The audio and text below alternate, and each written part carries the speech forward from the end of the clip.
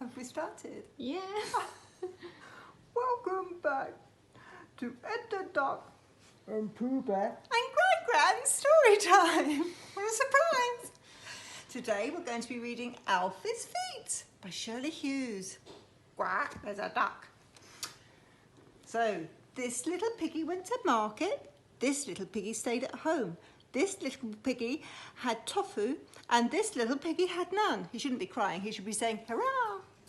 And this little piggy cried, wee, wee, wee, wee, wee, wee, I can't find my way home. Alfie had a little sister called Annie Rose. Alfie's feet were quite big.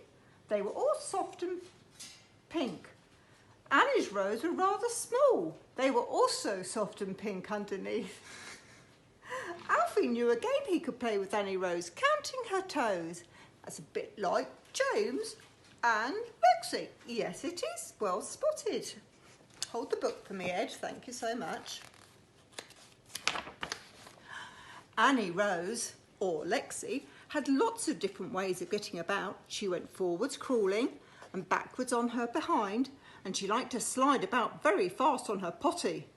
But Lexi can't use her potty yet. No, not like James. James is very clever. He goes potty. Yes, he's very clever. Skidding around and around on the floor, in and out of the table legs. Oh my goodness.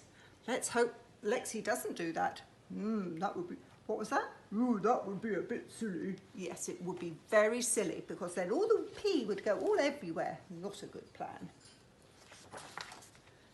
Annie Rose had some new red shoes. She could walk in them a bit if she was pushing her cart or holding someone's hand. When they went out, Annie Rose wore her red shoes and Alfie wore his old brown ones. Mummy usually helped them put them on because he wasn't very good at doing up laces yet. Well, she should have got him some with Velcro. But I suppose in the 70s they hadn't invented Velcro yet. I can't remember. If it had been raining, Alfie liked to go stump, stump, stump, stump, stump, stump in the mud and the puddles, like James. Splish, splash, splosh, splish, splash, splosh.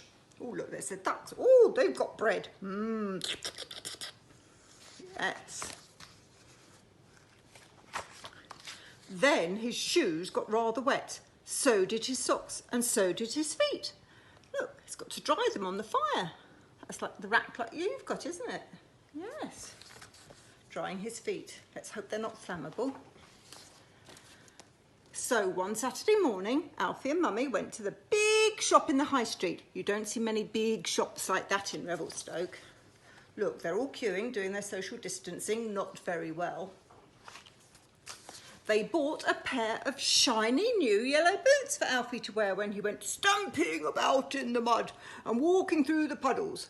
Alfie was very pleased. He carried them home himself in a cardboard box. Oh, they're lovely. Yes, they are. You can be like a duck now. Oh, you're very good at helping me hold the book today, Ed.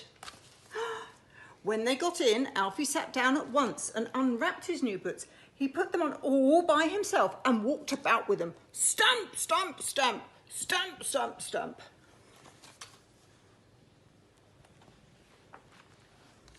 He went to the kitchen to show Mum and Dad and Annie Rose, stamping his feet all the way. Stump, stump, stump, stump, stump, stump. Oh, look, what a lovely daddy making Mummy a nice cup of tea. Stamp, stamp, stamp. The boots were very smart and shiny, but they felt funny. Ooh. Alfie wanted to go out again right away, so he put on his Mac and Dad took his book and his newspaper, obviously not intending to interact with his child, and they went off to the park.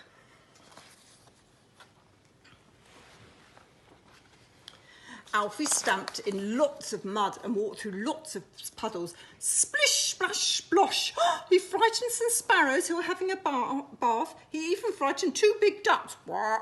I wouldn't have been frightened if I'd have been there. Quack. No, of course you wouldn't, Ad.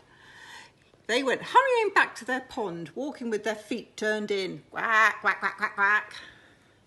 Well, now look, there's his daddy reading his newspaper in his book. Now, if his dad had been watching, he might have said, that's not a very kind thing to do. But, you know, some parents.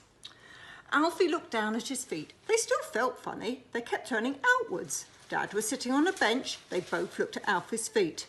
Suddenly, Alfie knew what was wrong. His dad, no idea at all. Still reading his newspaper. Dad lifted Alfie onto the bench, suddenly deciding he should maybe get a bit involved, and helped him take off each boot and put it on the other foot. And when Alfie stood down again, his feet didn't feel funny anymore. Oh, that's good. Wake up, who are you listening? Oh, sorry, I dropped off there.